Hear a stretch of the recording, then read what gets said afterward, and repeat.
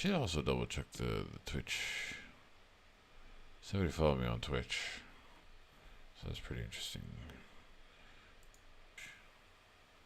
Somebody follow me on Twitch. Oh god, today we're gonna be mumble rappers.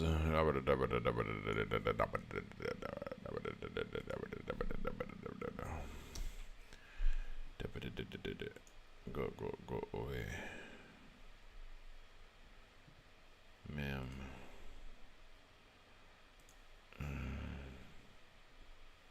Why am I streaming on Twitch? Why am I preaching on Twitch? Why am I preaching at all? Boy, girl, nobody knows. Nobody knows. I wonder if it will show the video that I'm twitching now. Twitching? Video producer. Yeah, just publish everything. Is it today? Today it's February? That is today. Hey. Okay, publish, baby. Yes, sir. Alright, okay, so everything's gonna be published. Alright, let's get into it. Let's get into it. أعوذ بالله من الشيطان الرجيم. بسم الله الرحمن الرحيم. 3, 2. Assalamu alaikum. Welcome back to another episode of Quran in English. My name is Ahmed, and I'm happy to take you through the second and final section of Surah Al-Sajda. As you'll notice, we'll start going through these chapters a lot faster because there are fewer verses. There's like only 30 verses in Surah Al-Sajda, which is the chapter of the prostration. But before we get into it, let me explain what I'm trying to do here. I am learning about the Quran. I'm practicing reading the Quran. I'm learning about it, and I'm sharing my thoughts with you because I find that's the best way for me to learn, is to try and explain it. So this is my education journey that I'm sharing with you. If you benefit from it, great. If not, okay. Alright, that's all I want to say. أعوذ بالله من الشيطان الرجيم. بسم الله الرحمن الرحيم. And off we go. قل يتوفاكم ملك الموت الذي وكل بكم ثم إلى ربكم ترجعون. Kicking things off with a spicy one, which, if you look at it, you're like, it's not spicy. What are you talking about? It says, say, again, they've added the word prophet. It doesn't mention the word prophet, but it is understood. Say, the angel of death will take your soul. The angel of death, the one who is put in charge of you. Your soul will be taken by the angel of death who is put in charge of you. And then to your Lord you will be returned. Okay. Was the spicy? So, I believe the Muslim community believes, which, as you know, I don't necessarily always subscribe to what they believe, that the angel of death's name is Azrael. And the reason why I say that is because buried in one of the previous episodes is a story time about me having an experience where I felt like, let's just say I interacted with Azrael, and I'll keep it at that. Other theories include having multiple angels, but here it says singular angel, Malakul Maut, one angel of death. There were other theories that multiple angels kind of take bodies and take souls, whereas this one's talking about it as if it's one. And then it says that he's been put in charge of you, which is like, huh? Why is the angel of death put in charge of us?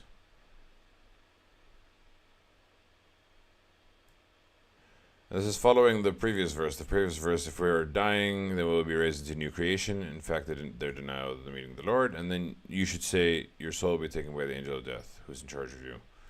And then to the Lord you will be returned. So it's got to be after the moment of death. And it's maybe in between the two lives. Because the Quran does say multiple times that there is going to be a rebirth of the earth at the end of times. The earth will be replaced with another earth. I don't know if that means that's paradise. I don't know there's a few questions that I have. But either way, I feel like this is after the first death, aka the life we are living right now, assuming that you can't hear this video in the afterlife. I don't know what you can't do in the afterlife. That's pretty funny. Yeah. Yeah. ولو ترى إذا المجرمون ناكسوا رؤوسهم عند ربهم ربنا أبصرنا وسمعنا فارجعنا نعمل صالحا إنا موقنون. And if only you could see that when the criminals will hang their heads, which is a very hang their heads sounds so heavy, but they mean they're like you know what I mean? Towards their God, before their God, and they will say, "Our Lord, we have seen and we have heard," because at Judgment Day they will know that it's all real. Okay, we see, we get it. So send us back. We will do good deeds, and now we are certain. Now we know for sure that we're going to do good deeds, and that kind of misses the whole point of life. The whole point of life is to find the person who's going to do good without having the certainty.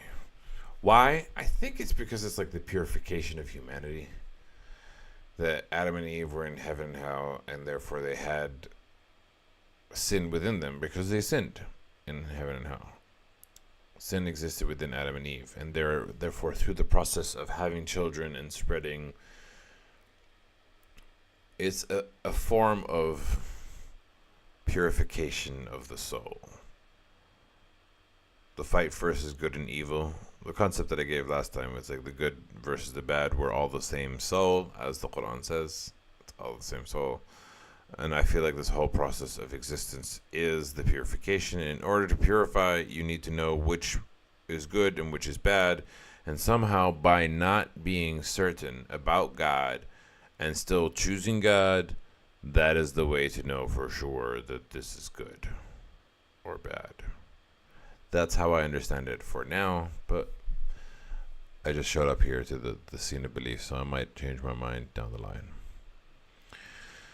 But it feels logical. ولو شئنا لأتينا كل نفس هداها ولكن حق القول مني لأملأن جهنم من الجنة والناس أجمعين. More spice. And if we had desired or willed, then we would have given every soul, which again, that's the same word that it used, that we're all one soul, and then it talks about every soul. Is it all one soul, or are they all different souls? I think the answer is both. But maybe I'm, again, grossly misunderstanding. كنفس واحد, which means as one soul. Maybe that the translators are right. It is all as if it is one soul. But anyway, if we had wanted, we had given every soul its guidance. So God knows how to guide every soul, and God can guide every soul. However, that's not how that works. But yeah, so the way that it works is you need to ask for guidance in order to receive it, which is kind of strange. We're going to see examples of how God sends us reminders in this world, and we'll get into that in a second. But for now, it says something very interesting and slightly disturbing. But the word of truth, ولكن حق القول, but came true the word from me. Surely I will fill hell with jinn and people altogether. But my word will come to pass. I will surely fill up hell with jinn and humans altogether. I can't remember what part of the Quran he said this. Maybe it's to come yet. Maybe it was the interaction with Iblis. I don't know. But it's like, for me, the first question that comes to mind is, why? Why did God say this? I will surely fill up hell with jinn and humans altogether. I mean, it's also like a sentiment that I can feel as a human. Sometimes, have you ever wanted to like be wrathful and be like, how could you be such a terrible person? You need to suffer. So that desire for punishing the guilty exists, at least within me. I don't know if it exists within you. I imagine most people must have imagined, oh, I wish that guilty person would get punished, you know? So it's not that I think that all punishment is bad. It just, I think I had a distorted image of God growing up. The distorted image was that God is supposed to be all love, rainbows, and sunshine, and God is love. I think it comes from the Christian perspective, which missed the point of what God is, saying God is just love, which I don't think that's what Jesus was saying. I don't know. Let's not get into it too much. It just felt extreme when I was reading it now. My word will come to pass, and I will surely fill up hell with jinn and humans altogether. It just felt like so vengeful, so angry. There might be like a healthy form of anger that I still struggle with. Maybe because I'm a happy person, and therefore I'm not good at being angry. Well, am I good at it? Anyway, you get the point. فذوقوا بما نسيتم لقاء يومكم هذا إن نسيناكم وذوقوا عذاب الخلد بما كنتم تعملون. I did kind of go over it at the last verse of Surah Luqman. There was the speech of the Prophet. I explained every part of the speech, every part of the hadith through the Quran, except the last part, which is that the angel, when he blows life into us, after he blows life into us, that was already explained, that we have 4 contracts or 4 commitments. There does seem to be an understanding that we have made some sort of commitment before coming to this world that we are going to do good. Anyway, this says, so taste what because you forgot the meeting of the day of yours. So saying that we forgot it means that we once knew it. That يومكم هذا فذوقوا بما نسيتم لقاء يومكم هذا. So taste what you forgot about the meeting of this day of yours. This day of yours, on this day of yours, we will have forgotten you. So taste the punishment for neglecting this meeting of ours. We too will certainly neglect you. Forgotten is more powerful. Neglect is not as impactful as, oh, you're still here? Ooh. To be forgotten is so much. Yeah. Neglected means that you have to take care of them and you're not. Forgotten is, I have removed you from my awareness, in my opinion. And it says, and taste the torment that is of eternity about what you used to do. Yeah. إنما يؤمن بآياتنا الذين إذا ذكروا بها خروا سجدا وسبحوا بحمد ربهم وهم لا يستكبرون. And only those who believe in our verses and those who, when they are reminded of our verses, they fall down in prostration and they glorify the praises of God, and they are not arrogant. Which the first thing reading of this is like, I don't think this has happened to me. I mean, I've cried to God, and I've prayed with all my heart, and I've prayed while crying. But like, the only true believers in our revelation are those who, when it is recited to them, fall into prostration and glorify the praises of their Lord and are not too proud. I can't even imagine that this happened to the Prophet every time, for example. And even the strongest believers, it doesn't happen every time. So I don't think every time is the answer. I think maybe just once. Is once enough? The ones, when they're reminded of them, they fall down prostrating. Also, this is why we're called a sajda. This word is sajda. Sujada. which comes from the same root as sajda.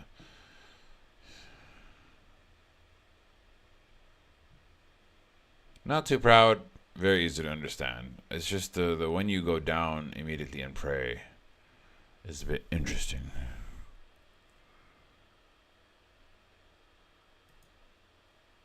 وَسَبَّحُوا بِحَمْدِ رَبِّهِمْ. I mean, there is still a beauty to it. Like, there's an irreverence here that's beautiful. I have used the C word earlier, and religion does sometimes feel like a cult. And like having this type of fanatic appreciation, fanatic focus on an entity. If you were doing this towards a human, I would agree it's very culty and problematic. But because God is the creator of all, it becomes respectful, you know? It's kind of strange. There's a lot of things that apply that are good for God but bad for humans. Domination and submission. God technically dominates all of us. We are submitting all to him. He owns us all. But humans owning other humans, maybe not the best. تتجافى جنوبهم عن المضاجع يدعون ربهم خوفا وطمعا ومما رزقناهم ينفقون. They forsake their sides from their beds, and they call their Lord in fear and in hope, and of what we have provided for them, they spend. Again, I'm struggling to get up at 5 a.m. to eat and pray. So, like, I definitely feel like I can do this better. But, I mean, abandoning their beds is a tough one. For me, at least, and for me in this state. Invoking their Lord with hope and fear.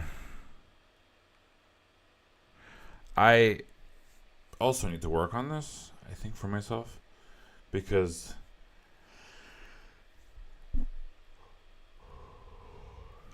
my default mode is to give praise and to give thanks and to be grateful for what I have rather than to hope and to fear the future. My default mode is to accept what is happening to me more often than wanting more or wanting less.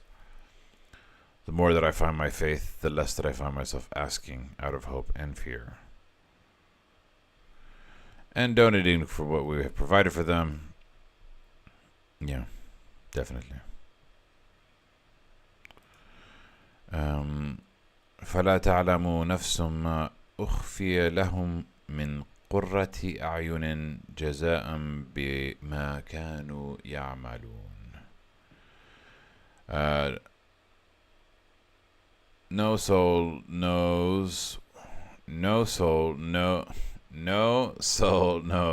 trying to make it English grammar.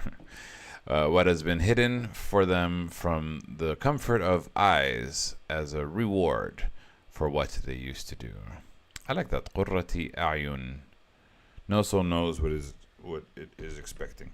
I had an idea of what might be in store for me, but I guess I don't know. بما كانوا يعملون أفمن كان مؤمنا كمن كان فاسقا لا يستوون. Is the one who was a believer the same as the one who was defined as disobedient? They are not equal. I don't know why this makes me sad. I do know why this makes me sad, because I'm thinking of someone specifically. أما الذين آمنوا وعملوا الصالحات فلهم جنات المأوى نزلا بما كانوا يعملون. نزلا بما كانوا يعملون. أما الذين آمنوا وعملوا الصالحات فلهم جنات المأوى نزلا بما كانوا يعملون. Yeah. نزلا. Okay, so it's by itself it's nuzulan, but if you say it together it's nuzulam bima kanu ya'malun. Interesting. As for those who believe and do good deeds, then for them is the gardens of refuge. Hospitality for what they used to do. They will have the gardens of eternal residence as an accommodation for what they used to do. وأما الذين فسقوا فمأواهم النار كلما أرادوا أن يخرجوا منها أعيدوا فيها وقيل لهم ذوقوا عذاب النار الذي كنتم به تكذبون. But as for those who are defiantly disobedient, their refuge is the fire. Every time they wish to get out of it, they will be returned to it, and it will be said to them, taste the torment of fire that you used to deny. Yeah, pretty clear tree. This, whenever they try to escape, they'll be forced back to it. Is no bueno. You don't want to be there. وَلَنُذِيقَنَّهُمْ مِنَ الْعَذَابِ الْأَدْنَى دُونَ الْعَذَابِ الْأَكْبَرِ لَعَلَّهُمْ يَرْجِعُونَ. This is exactly what I was talking about. And we will make them taste from the torment that is nearer. Here the word dun means before. Min dun, we talked about it during Qawm Lut. Min dun al-nisa, min dun Allah. We use the word quite a lot. So here they're using dun al-adhab al-akbar. Doesn't mean without, it means before. But it's not min dun, it's dun. Anyway, they will taste the torment that is nearer before the torment that is bigger, aka hellfire, so that they may return. So the minor torment in this life before the major torment in the hereafter, which I kind of understand. So perhaps they will return. لَعَلَّهُمْ يَرْجِعُونَ. So the way that God tries to guide us, ironically, is to make us suffer.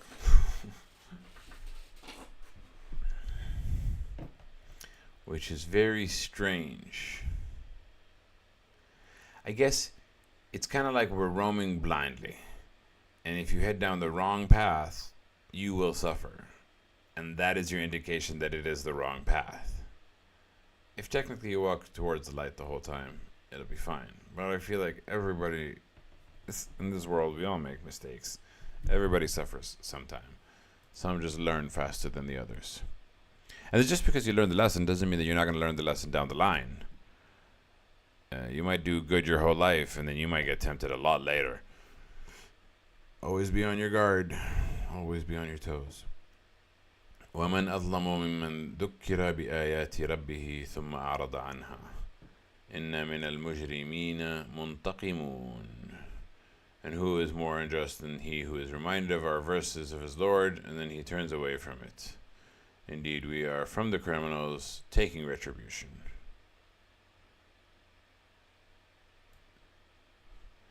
It's this line of questioning, and who does more wrong?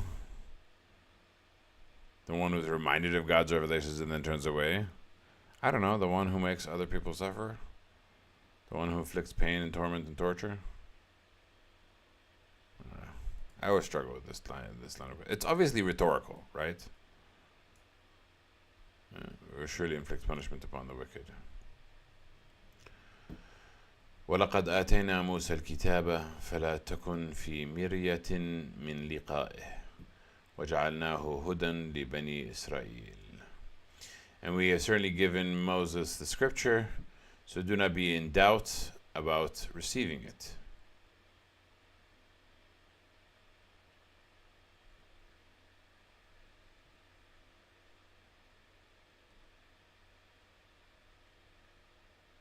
So do not be in doubt about meeting it. لقائه. لقائه. Yeah, لقائه, because it's supposed to be stopped. فلا تكن في مرية من لقائه. We gave Moses the scriptures, so do not be in doubt from meeting it, from receiving it.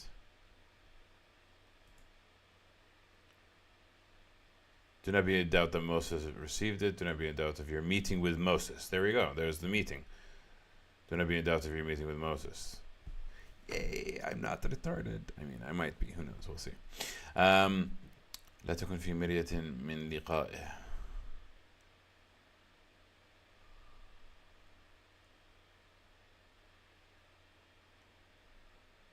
لقد أتينا موسى الكتاب فلا تكن في مرية من لقائه. We have given Moses the scriptures, so do not be in doubt of meeting it.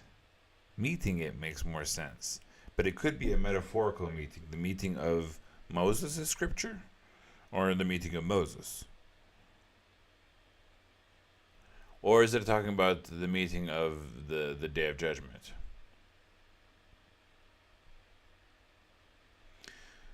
And then it says, وَجَعَلْنَاهُ هُدًى لِبَنِي إِسْرَائِيلَ, and we made it as a guidance for the children of Israel.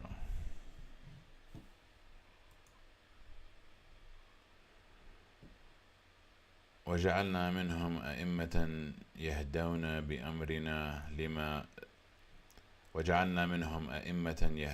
بِأَمْرِنَا لَمَّا صَبَرُوا وَكَانُوا بِآيَاتِنَا يُوقِنُونَ.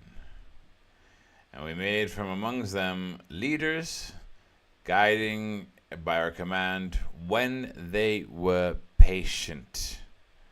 Very importantly, they were patient. And they were, of our verses, certain.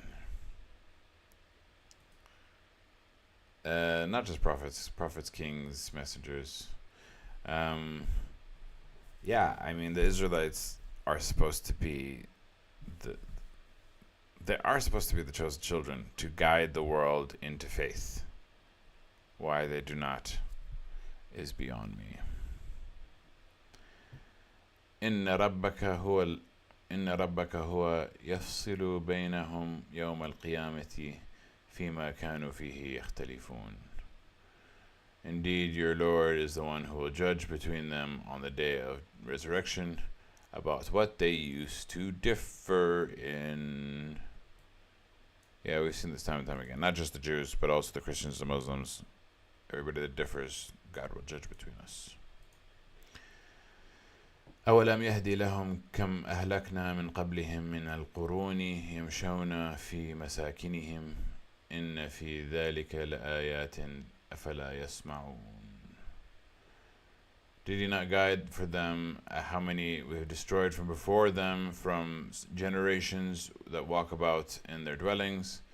Indeed, in that is a sign. Then do they not hear? Do they not hear?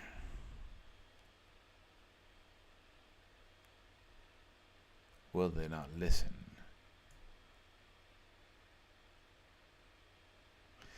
It's interesting, because you can argue that they don't listen now, right? The so-called people that have taken the identity of Israel. I know there's a difference between the old Israel and the new Israel, but they've taken that identity for a reason. And so there is a connection.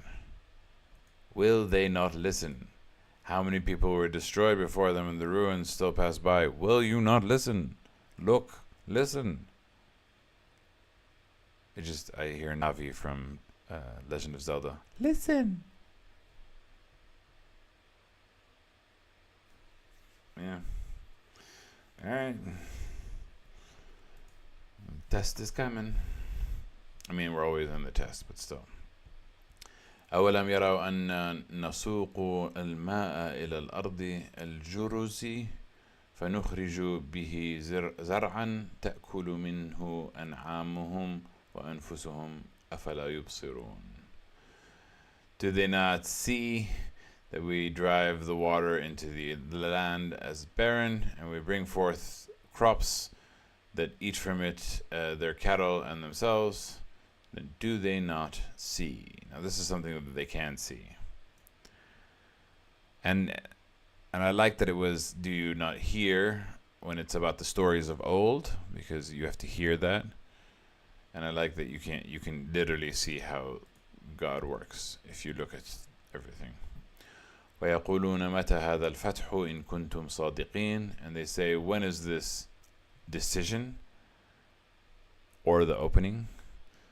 if you are truthful. The reason why I say opening is because there's a verse in the Quran, there's a chapter in the Quran called Al-Fath. أعوذ بالله من الشيطان الرجيم بسم الله الرحمن الرحيم إذا جاء نصر الله والفتح ورأيت الناس يدخلون دين الله أفواجا فسبح بحمد ربك واستغفر إنه كان توابا. If the victory of God and the decision or the opening has come, and you see people coming into the religion of God in waves, then glorify with the praises of God and seek forgiveness. Indeed, He was the acceptor of forgiveness, Tawaba. So that refers to a moment where, so when that verse was revealed, the way that I heard it from my mom is that when that verse about Surah Al-Fath was revealed to the Prophet, he knew that at that point his job was going to be done because people of the world were coming into the religion in waves.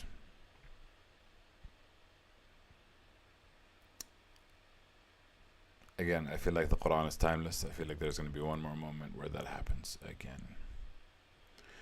But they ask, when is the day of the final decision if what you say is true? قل يوم الفتح لا ينفع الذين كفروا إيمانهم ولا هم ينظرون. Say on the day of the decision, it will not benefit those who disbelieve. Their belief will not benefit them, nor will they be granted respite or saved or given time.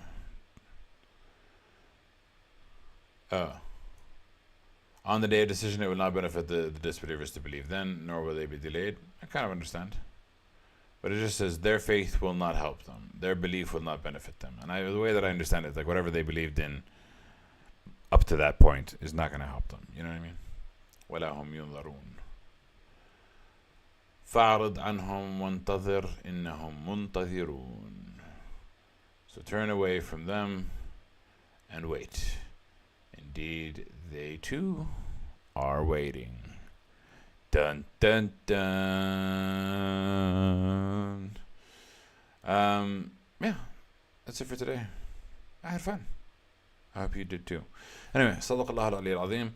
I will catch you guys inshallah tomorrow. I have a 7 a.m. shift. Oh yeah, I have a new job, so my schedule is going to change, but in a month. Anyway, we'll get into Surah Al-Ahzab, which means the chapter of, I want to say the sections, the parties, the teams, it might be referring to someone specifically, but anyway. I'm happy that we're going through these chapters quicker. Not that I did very well with Ar-Rum. I messed up Ar-Rum. I definitely have to redo it one day. But I'm happy. This was good.